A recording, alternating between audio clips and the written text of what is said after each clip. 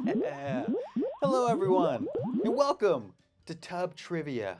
I am your host, Justin Dodd from Mental Floss, here to supply you with your very human need for fun facts and incredibly important and obscure trivia knowledge. Let's begin the night with your very first trivia question and your chance to score the first point of the night. Right out of the gate, here we go. What was the #1 selling toy of the 1980s and is often considered the #1 selling toy of all time with over 350 million sold? If you think you know what that answer is, type your answer into the chat right now. Type it in if you think you know what the #1 selling toy of the 80s is.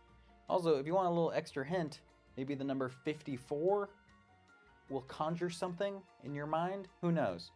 Type your answer into the chat if you think you know. I'll give you 5 more seconds to score your quick bonus point right out of the gate.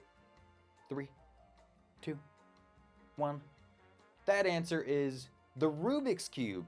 The Rubik's Cube, #1 selling toy of the 80s. First hit the shelves in 1974 in Budapest, actually. It was designed by sculptor Erno Rubik. Boom, there you go. If you got that right, give yourself a big, beautiful point. That point will be the first of many points you will hopefully earn tonight. Here's how it's going to go if this is your first time. 4 rounds, each full of various questions about various topics, and every time I ask a question, type your answer into the chat like you just did, hopefully. You'll have about 10 seconds to answer, so make sure it's nice and quick-like. If you get it right, give yourself a point, count up your final score at the end for a chance to get shouted out for being the trivia champion of the entire internet. What a coveted title that would be. Our first round, you've already got a little bit of a taste for it, is Best of the 1980s. That's right, we're talking about all of the hits and hit makers of the 1980s. I mean, I think the 1980s were underappreciated in their time, but now they're all we can talk about. From fashion to Stranger Things to synthesizers somehow finding their way back into the music zeitgeist, the 80s are in 40 years later. Let's take some time to remember the trendsetters and the record breakers of that decade, shall we? Here's your first question. What game involving an enemy named Clyde was the highest grossing arcade game of the decade? highest grossing arcade game of the decade. That's a big decade for going to the arcade and shelling out quarters. So this is probably this is a number one. Can you guess? Type your answer to the chat if you think you know. Maybe Clyde will give you a little bit of a hint. Maybe not. Okay, type it in. Final answers. Did you guess? It's Pac-Man. Yeah, it's Pac-Man. Come on, a classic. Clyde being one of the four ghosts, along with Inky, Blinky, and Pinky. Between 1980 and 1982, Pac-Man sold over 400,000 cabinets. And over its lifetime, it's made over $7 billion in quarters, adjusted for inflation, which, if my math serves me correctly, is about 500 billion quarters. Do not fact check that. That is probably not correct. Number 2. Which NFL team, whose official mascot is Sourdough Sam, was the winningest team of the 1980s? Which NFL team won more games in the 1980s than every other team? Sourdough Sam? Any big mascot heads out there? Really know all of their NFL mascots? Sourdough Sam, which team? Type your answer into the chat before I reveal it. 3, 2, 1. The answer is the San Francisco 49ers. Yeah, the 49ers had an amazing decade. They won 4 Super Bowls. They were in 4, they won all 4, and they had a total of 104 season wins throughout those 10 years. And before Sourdough Sam, who's their current mascot, which, by the way, if you don't know who he is, he's like a prospector. He's not a baker or an anthropomorphic piece of bread. No, he's like a prospector guy. Before Sourdough Sam, it was a mule named Clementine was their mascot, which I just found out, and I thought that was kind of cute. Question number 3. Which film has also generated over $1 billion in merchandise revenue was the highest grossing film of the decade? Once again, a big decade for important movies, and important movies that sold a lot of merchandise. I think the 80s probably had the most movies where they just sold t-shirts, toys, bobbleheads, you name it. But what was number 1? Type your answer into the chat. I want to see who gets this right, because I think it's kind of tricky. Okay, final answers. We're going with, it's E.T. Yeah, E.T. was the highest grossing film of the decade. I'm sorry if I threw you off with that merchandise revenue thing, because if anybody said one of the Star Wars films, you would have been close. Return of the Jedi was number 2, but unfortunately, E.T. took the crown. It grossed nearly $800 million worldwide on its initial release, and then it had multiple re-releases in theaters. Once it was distributed on VHS, and after the merchandise sales, it's made a total of a butt-ton of money. Also, if you want to know more about E.T.'s massive success during the 80s, you should check out our latest episode of Throwback, which covers the wild history of the VCR. Super interesting, super cool stuff. Question number 4. Which music icon, who also has a famous actress for a daughter, has won the most Grammy Awards in the 1980s? Which music icon won the most Grammys in the 1980s? Do you know your famous families? That would definitely help. But if you pay attention to music in the 80s, you got this in the bag. Easy peasy. Did you guess? Last answers, type them in. Did you guess? It's Quincy Jones. Yeah, Quincy Jones won the most Grammys of anyone in the 1980s. He won 14 Grammys in the 80s, which is very impressive. He also has a record 80 Grammy nominations and 28 Grammys in total. The dude is a machine. Also, his famous daughter goes by the name of Rashida Jones, aka Ann Perkins from Parks and Rec. Anybody? Big shout out to M. Gordon, who's the only one who got Quincy Jones correct, it seems like. Congratulations to M, who really knows her stuff about the 80s.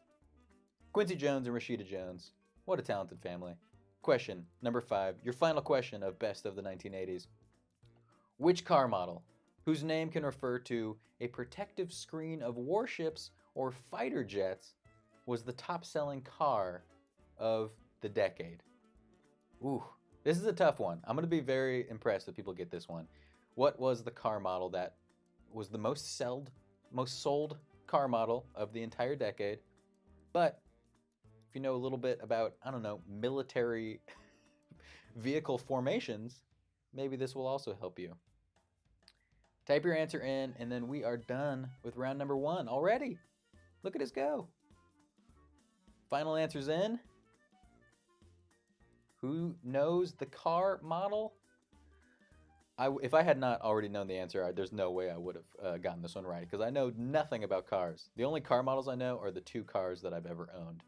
All other car models are I just call whatever color they are. That's the blue car, and that's the red car. That's about as far as my knowledge goes. The answer is the Ford Escort. The Ford Escort. Yeah, that's right. 1.6 million new Ford Escorts were registered during the 1980s, more than any other car. It was actually first launched in 1968 to replace the famous and ancient Anglia, but you don't see many Anglias anymore. You don't even see many Escorts nowadays. A lot more Toyota Camrys, I think I'd say. But back then, the Ford Escort, and then obviously an Escort, a military screen of warships or fighter jets. Bada boom, bada bing. We did it. That's the end of round number 1. Congratulations. How's everybody doing? Does anybody have 6 points so far? I mean, apparently that Quincy Jones question knocked a lot of people out of the running for a perfect score, so I'll be very impressed if we get some really top-notch scores tonight, but I want to see it. I want to see it happen. The 1980s, a simpler time. I think we can all agree that no one is going to look back fondly at 2020 and have that same sentiment, but that's okay. Count up your scores, and then let's move on. Maybe 1980s trivia wasn't your thing, so maybe you'll fare a little bit better in this round, which is entitled Crown Jewels. Ooh, Crown Jewels. I'm not gonna lie, I originally named this round Crown Town. That's what I wanted to call it, so I could call it the Crown Town round. But it didn't make much sense, and only I would have thought it was funny. So, it's Crown Jewels for now. But just know that secretly it's called Crown Town round. Anyway, what this round is all about, it's basically a general trivia round, but it all comes back to someone or something who is royalty. Somebody or something that would don a crown. Who would don a Crown Town round is what I'm getting at. You'll get it after the first question. Here we go. What kind of animal is Slugger, the crowned mascot of the Kansas City Royals? Another mascot question. A lot of mascots going on right now. Slugger. Anybody know Slugger? If you do, you nailed it. Kansas City Royals. What kind of animal is Slugger? Type your answer into the chat. Slugger with 3 R's. That may or may not be a clue. I really don't know. That's totally subjective. The answer, final answers, type it in. Anybody? He's a lion. Yeah. They're the Royals, king of the jungle. Kind of makes sense. It is a lion. He made his first appearance in 1996 and has been known to launch hot dogs into the stands using an air cannon, which sounds very dangerous and wasteful, but delicious. Also, if you've never seen a picture of Slugger, I always thought he was just like an anthropomorphic lion with a crown on its head. If you look closely, the crown is part of his anatomy. It's like a part of his skull.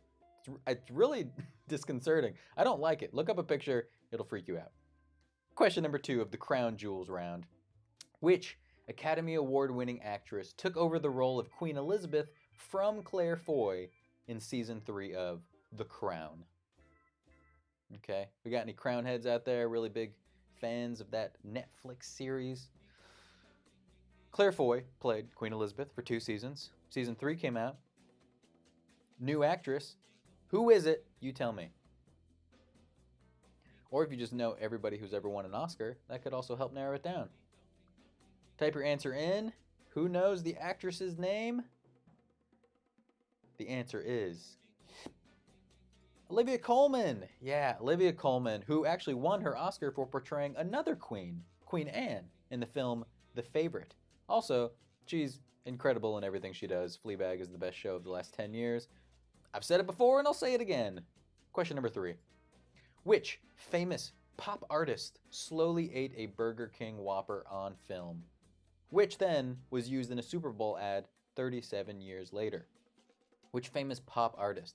and this isn't even really a hint. It's just I want to explain the semantics of this. When I say pop artist, I do mean artist, as in like, they're making art with their hands and they're painting or something like that. I'm not referring to a musician. That narrowed it down a ton, I'm sure. When I say pop artist, I do not mean, somebody that Quincy Jones would have produced one of their albums. I'm talking an artiste, maybe is what I should have said. Add an E at the end, make it fancy. Famous pop artist, ate a Burger King Whopper on film, and then it was used in a Super Bowl ad 37 years later. Did you guess that the answer is Andy Warhol? Yeah, Andy Warhol is a famous clip of him just eating a Whopper, and that's the entire video. And then it was used last year in a Super Bowl ad for Burger King. Yeah, the clip originally appeared in the 1982 art house film 66 Scenes from America, which is comprised of various vignettes of ordinary life in the United States. It's just a 5-minute unedited shot of Andy Warhol eating a burger. Performance art, baby. That's what it's all about. Question number 4. The song King Kunta is a 2015 song off which rapper's Grammy-winning album? King Kunta, 2015 song off an album that won a Grammy. I've been throwing a lot of clues. I feel like I'm being really generous tonight. There's lots of clues sprinkled in within the clues. You just gotta read between the lines. Not even between the lines. It's just on the line right there. King Kunta, 2015, album won a Grammy. And it's a rap song. Oh my gosh. I just handed it to you on a golden platter. So I don't mean to make you feel bad if you don't know this one. If you don't listen to rap music, this would maybe be a little more difficult. The answer is, it's Kendrick Lamar. It's King Kendrick. Yep, that's right. It's off the album To Pimp a Butterfly, which is considered one of the best albums of the decade by many publications. King Kunta contains lyrics and homages to the novels Things Fall Apart and Roots, the Saga of an American Family. Very good album. Your final question of the Crown Jewels round. When Elizabeth Windsor became Queen in 1952 of the United Kingdom, she also became Queen Regent of 7 Commonwealth countries. 7 including the United Kingdom. Let me start over. When Elizabeth Windsor became Queen of the United Kingdom in 1952, she also became Queen Regent of 6 other independent Commonwealth countries. Name one. Okay? This is one of the first times where we're saying there are 6 answers. If you get one of them, you can have the point. You get a point. You can only guess once, so don't just be typing every country you can think of. Just give me one country, and you can get 1 point. I will say now, if somebody can type if they get all 6 correct, I will give you 2 points, because that would be incredible. If you get 5 out of 6, you don't get it. You got to get perfect or nothing. But just give me one. If you're not an overachiever, just give me the one. It's totally fine. I'd be so amazed if anybody got all 6. Truthfully, one of them I didn't even know was a place. Here is all of the possible answers. If you got any of these, give yourself a point. The answers are Canada, Australia, New Zealand, South Africa, Pakistan, and Ceylon. Ceylon today is actually Sri Lanka. So if you said Sri Lanka, you can get a point. But as of 2020, there are now 16 Commonwealth realms in which she serves as queen, now including Barbados and Papua New Guinea. But in 1952, these were the 7. United Kingdom, and then these 6. If you got any of these 6, give yourself a point, and that is the end of round number 2. Crown Jewels, or Crown Town round. Am I right, guys? If you were really hoping for a very focused round about the history of the royal family, I'm very sorry. I did not give you that. Maybe next time. Count up your scores. Let's move on to the next round. Let's keep it going, guys. Let's keep it going. It's our favorite round of the evening. It's up next. It's the this or that round. It's a favorite across the board. We've done a lot of fun categories, but we're actually going to go back to quotes, which is what we did for the first episode of Tub Trivia, where I give you a quote. You have to tell me if it's by this speaker or this speaker. Pretty simple. Tonight's categories are, was this quote said by Gandhi? Okay. Or by Star Trek's own Captain of the USS Enterprise, Jean-Luc Picard. That's right, it's Picard or Gandhi. Picard or Gandhi would make a great game show. It could just be anything. It's just showing pictures, pictures of Patrick Stewart and Gandhi. That's right. You're about to hear 7 quotes, and the speaker's either going to be famed social activist Mahatma Gandhi or Patrick Stewart's character in Star Trek The Next Generation, Captain Picard. If you've never watched Star Trek, do not worry, because you should be fine, because you've definitely heard of Gandhi, right? And you probably even know some of Gandhi's quotes. An eye for an eye makes the whole world blind, right? You got this. Just tell me, Gandhi or Picard? That's all you got to type in when you type in your answer, Gandhi or Picard. Here is your first quote. There can be no justice so long as laws are absolute. Oh yeah, that's a nice head scratcher. You got to be like, oh okay, yeah, okay, that's something to think about. There can be no justice so long as laws are absolute. Seems pretty straightforward to me. Who said it? Captain Picard, the French captain of a ship from the 24th century, I believe, or from Gandhi. That answer is, that's Captain Picard. that's Picard, baby. It's from the episode Justice. Yeah, it sounded like Gandhi. And I think that just gave everybody just got a little more nervous because they just realized how hard this round's going to be. Because their quotes are very similar. Here's a fun fact. Did you know that Jean-Luc Picard was named after Auguste and Jean Picard, who are French scientist twins? Yeah, they were actually like very early innovators that sort of led to space travel because they would get in really big helium balloons, fly around in the atmosphere, take recordings of the atmosphere, and eventually their work kind of led to space travel, hence Jean-Luc Picard. There you go. Here's your second quote. A small body of determined spirits, fired by an unquenchable faith in their mission, can alter the course of history. Wow. If that doesn't get you fired up, I don't know what will. Small body of determined spirits, fired by an unquenchable faith in their mission, can alter the course of history. That sounds like the opening to like a powerful documentary or something like that, and then like a crazy shot of like a sunrise would happen. I'm telling you, you can buy that idea from me for $20. Hollywood, give me a call. Who said this quote? The answer is, that one's Gandhi. Yep, that is a beautiful Gandhi quote. Here's a fun fact about Gandhi. He was born Mohandas Gandhi and then was given the honorific title of Mahatma Gandhi in 1914, which actually means great soul. There you go. Quote number 3. Imprisonment is an injury, regardless of how you justify it. Okay. Imprisonment is an injury, regardless of how you justify it. Okay, yeah. I mean, I know what I would guess if I were playing. I'm not. I'm the host. My name is Bubbles McGee. But I'm not going to say what I would guess. You know, make that choice for yourself. Imprisonment is an injury regardless of how you justify it. Who said it? The answer is, it's Captain Picard. Yep, that's Captain Picard. Isn't it amazing how many of his quotes have to do with like fighting for justice? I love it. It's amazing. This is from the episode Allegiance, is what that quote was. Also, another fun fact, when he was being considered for the role, Patrick Stewart admitted that he was kind of confused why they wanted a, quote, middle-aged, bald English Shakespearean actor to play the captain of the Enterprise. So he actually wore a toupee to the meeting with the show's executives, who promptly told him to please remove the toupee. There you go. And I'm sure they do not regret their decision of casting him because he's perfect. Question number 4. No being is so important that he can usurp the rights of another. Yeah. No being is so important that he can usurp the rights of another. Okay, I can get on board with this one. Definitely. Nice powerful quote right there. Who said it? Gandhi or Picard? Type it in. G or P? P or G?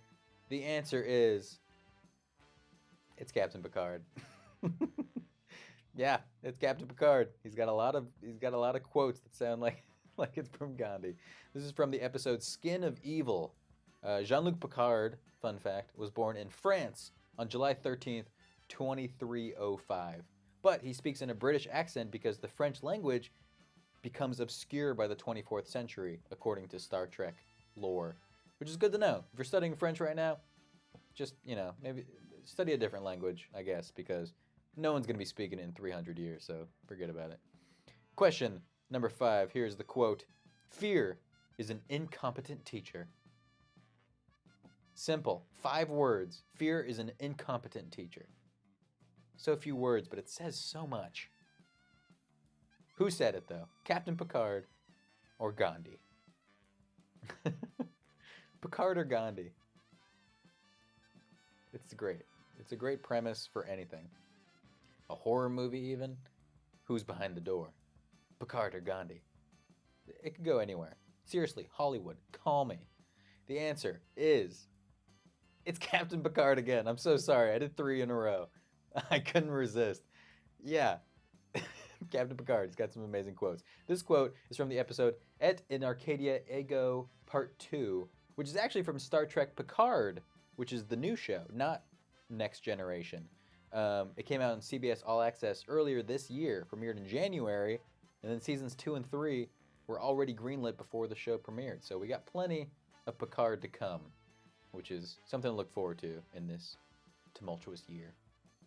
Question number 6. Here's your quote. A coward is incapable of exhibiting love. It is the prerogative of the brave. Coward is incapable of exhibiting love. Yeah. That's a quote. Now that's a quote if I've ever heard one. Who said it? Picard or Gandhi? Did you guess? The answer is... that one's Gandhi. Okay, it's Gandhi. That one is definitely Gandhi. All right. Fun fact, Gandhi was named the Time Magazine Person of the Year in 1930. Yep. Exactly 90 years ago, he was the Person of the Year. And he was then, and still is, the only Indian to be named Person of the Year by Time Magazine. Quote number 7, your final quote of the night. With the first link, the chain is forged. The first speech censured. The first thought forbidden. The first freedom denied. Chains us all irrevocably. This is the longest one, but arguably, you can feel this one, right? With the first link, the chain is forged. First speech censured. The first thought forbidden. The first freedom denied. Chains us all irrevocably. Wow. Sit on that one for a minute. Let that one stew. Type in your answer, and then we are done with round number 3, and then we're moving into the final round, guys. That is it. Picard or Gandhi? Who said it? I think we can all... okay. I was playing around before, but now... guess what? It's Picard again! It's another Picard quote, because this dude is a champion of human rights. Amazing. In 2015, Patrick Stewart finally responded to the long-debated question amongst Trekkies, who would win in a fight, Captain Kirk or Captain Picard? He said that he believed Picard would try to talk to Kirk to dissuade the fight from ever happening. Beautiful, beautiful answer from a beautiful man. That is the end of our this or that round, Picard or Gandhi. I was blown away by all of those quotes. I don't know about you guys, but I was blown away by Picard and what an amazing social activist he was. He's truly the Gandhi of outer space, and I mean that as a compliment to both of those men. Count up your scores, and then prepare yourself for the final round of the night, which is our collage round. Collage. It's a nice word. Collage. Say it loud with me. The collage round, right? A collage, bunch of various materials, shapes, colors, collaged into one beautiful masterpiece. So this is going to be our potpourri, general knowledge, all categories are fair play round. 10 questions, 10 different subjects. The answers may or may not have something in common. Who knows? Let's get started with question number 1 of the collage round. Which country has the longest coastline in the world? Which country has the longest coastline in the world? Pretty simple. Which country has the most miles of coast? That's it. Most coastline. Longest coastline. Type your answer into the chat. Type your answer into the chat if you think you got it right. I will reveal that answer in a second. But I do want to give a shout out to Spooky, who seems to be in the lead with a hot 14 points. Very impressive. That's a very tricky game, apparently. If 14 points is one of our high scores, I really tricked some people up. I'm proud of myself for coming up with really obscure trivia questions. Which country is the longest coastline in the world? The answer is... it's Canada. Yeah, Canada. Kind of surprising, right? Canada has over 125,000 miles of coastline, making it the largest coastline by far. It's not even close, really.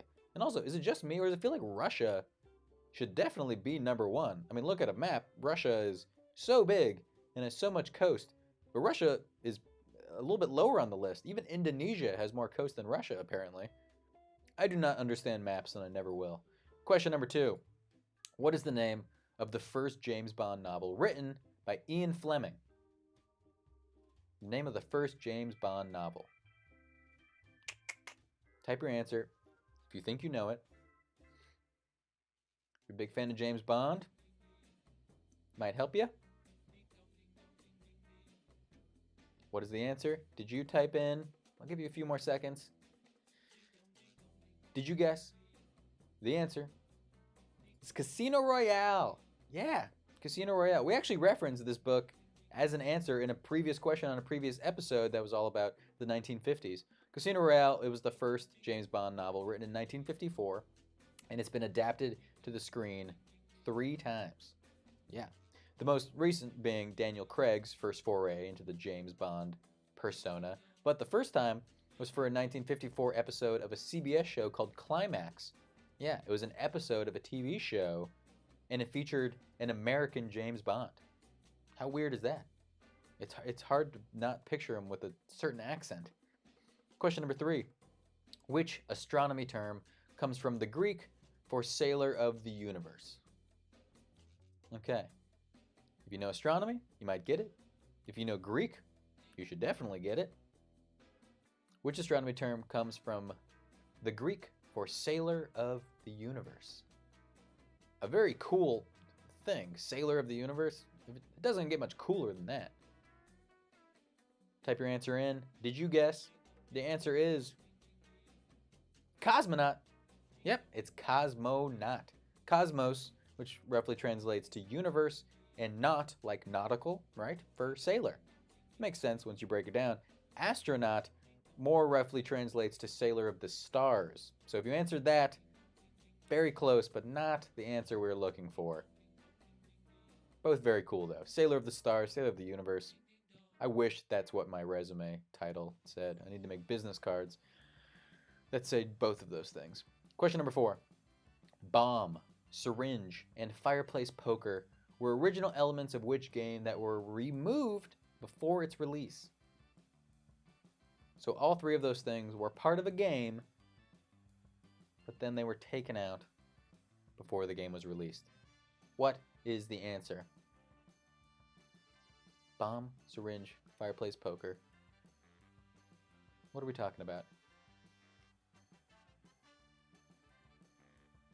Pretty sure all of those things are emojis, but this game came out before emojis really existed. The answer we're looking for is... it's Clue. Yep.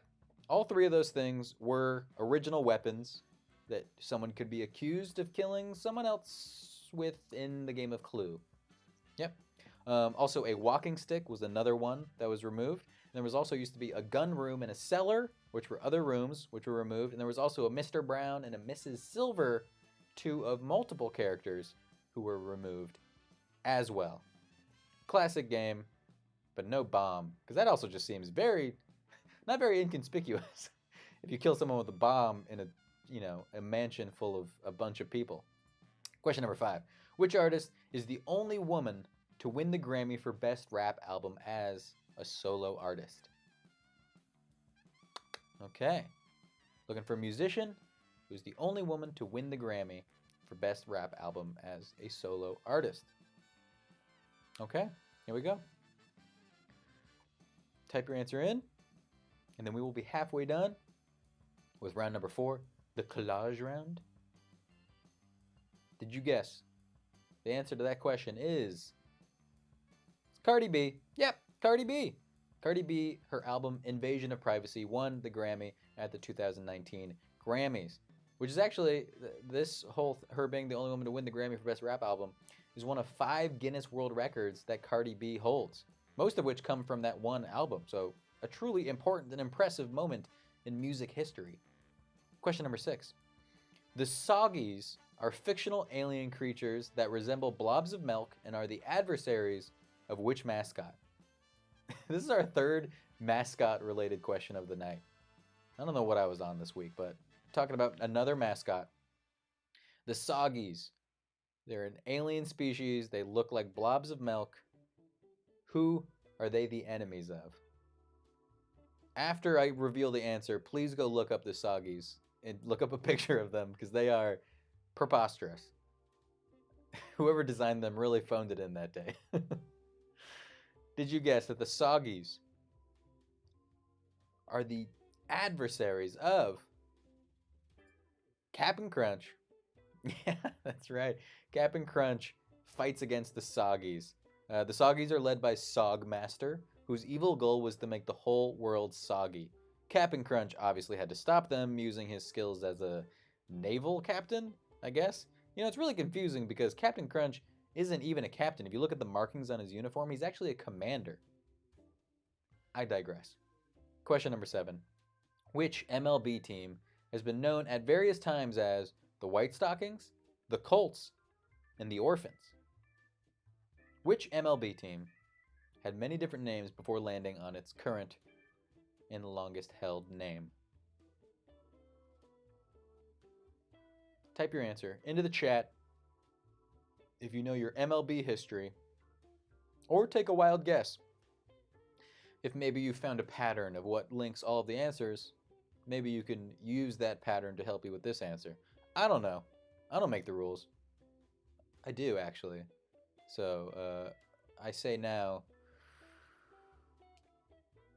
Nope, I got nothing. Too much power, I can't wield it. Did you know that the MLB team that used to be known as the White Stockings, the Colts, and the Orphans is the Chicago Cubs? Yep, Chicago Cubs. I'm sorry to deceive you if you thought we were talking about the Chicago White Sox because of the whole White Stockings thing, but they came later as an organization and they adopted the name White Sox based off the old White Stockings name, but 2 totally different clubs. The Cubs didn't officially become the Cubs until 1907, which is about 30 years after they were first a team. Question number 8. Remember Me won the Oscar for Best Original Song in 2018 and is from which film? Remember Me. I really want to sing it right now because it's such a good song, but I shall hold off. Remember Me won an Oscar for being in a movie. What movie was it? Type it in. The answer is... it's Coco. Yeah, Coco. Beautiful, beautiful Coco. Kristen Anderson Lopez and Richard Lopez wrote the song Remember Me, and they were chosen for the job because the director liked their work on Finding Nemo the musical, which I did not know was a thing. So I know what I'm doing this weekend. Question number 9. Piano Sonata Number 2 was composed by which famed Polish musician? Piano Sonata Number 2. Not a very descriptive song title. Just really straight to the point. But, I mean, so much better than Piano Sonata Number 1. Right? I mean, that thing is not even worth talking about. Piano Sonata oh my gosh. I got this. Piano Sonata Number 2 was composed by which famous... Guys, there's 2 questions left and I've officially lost the ability to speak English. Let's just get the answer out. It is Frederick Chopin. That's right. That's who did it. Piano Sonata Number 2. Very famous. If you've probably heard it. If you don't recognize the title, look up the song. A beautiful composition. Chopin was actually a child prodigy and wrote many of his most famous works by the age of 20. After the age of 21, he only did 30 public performances over the course of the rest of his life. Yeah. He did all of his work as a child. What a way to live. Your final question of the night, guys. Here we go. Good luck. Who succeeded to the presidency after Warren G. Harding's death in 1923? Who succeeded to the presidency after Warren G. Harding's death in 1923? If you know your presidents, easy as pie. Just sing that one song, the song that I never learned.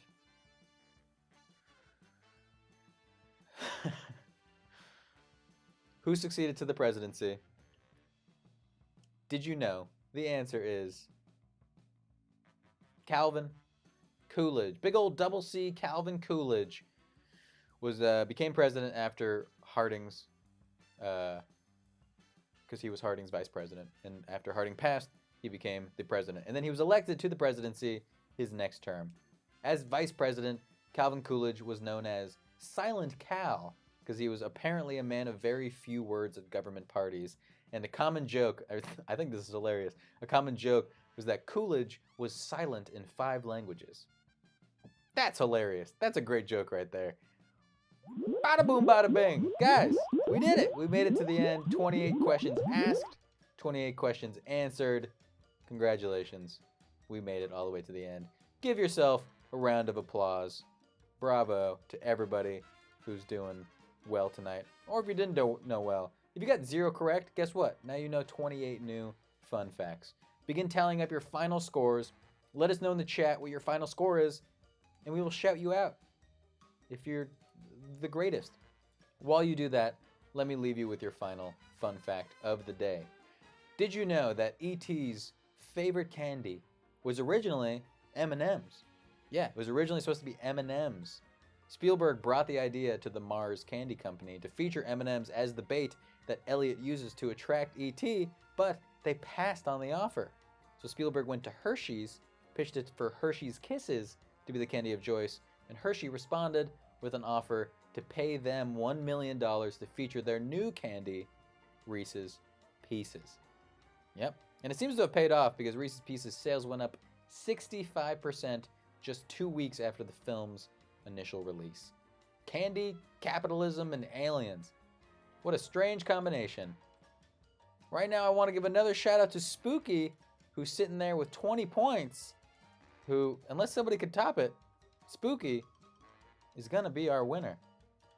I also have been seeing some requests to sing the song Remember Me, and I can't do that to you guys.